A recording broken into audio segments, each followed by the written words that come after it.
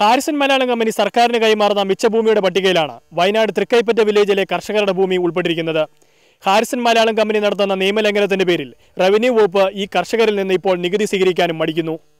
1970-ൽ Harrison Malayalam company Jaihind ഏജൻസീസിന് കൈമാറിയ വയനാട് തൃക്കൈപ്പറ്റ വില്ലേജിലെ 219-1D3 എന്ന സർവേ നമ്പറിൽ ഉൾപ്പെട്ട ഭൂമിയാണ് തർക്കത്തിന് ആധാരം. ജയ്ഹിന്ദ് ഏജൻസീസ് പിന്നീട് 350ഓളം ചെറുകിട കർഷകർക്ക് ഭൂമി മറിച്ചുവിറ്റു. ഇങ്ങനെ കർഷകർ വിലയ്ക്ക് വാങ്ങിയ ഭൂമിയാണ് മിച്ചഭൂമിയാണെന്ന് ഹാരിസൺ മലയാളം കമ്പനി ഹൈക്കോടതിയെ അറിയിച്ചിരിക്കുന്നത്.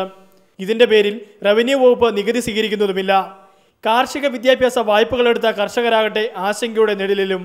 മക്കളെ കെട്ടിക്കാനുള്ള കല്യാണം മുടങ്ങി, വിദ്യാർത്ഥികളുടെ വിദ്യാഭ്യാസം മുടങ്ങി. അപ്പോൾ ഒരു ഈ തലമുറ മാത്രമല്ല, അടുത്ത തലമുറയ്ക്കും കൂടി ഇത് ദോഷകരമായ ഒരു തീരുമാനമാണ് ഉണ്ടായിരിക്കുന്നത്.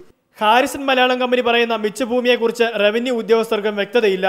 ഭൂമി നഷ്ടപ്പെടുന്ന അവസ്ഥ ഉണ്ടായാൽ മറ്റൊരു കർഷക സമരത്തിനും കളമൊരുങ്ങും.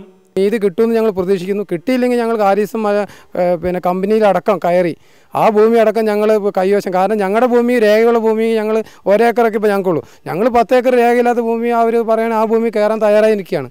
ക്യാമറമാൻ സുശാന്തിനൊപ്പം ബിനോയ് രാജൻ, വയനാട്, ഇന്ത്യ വിഷൻ.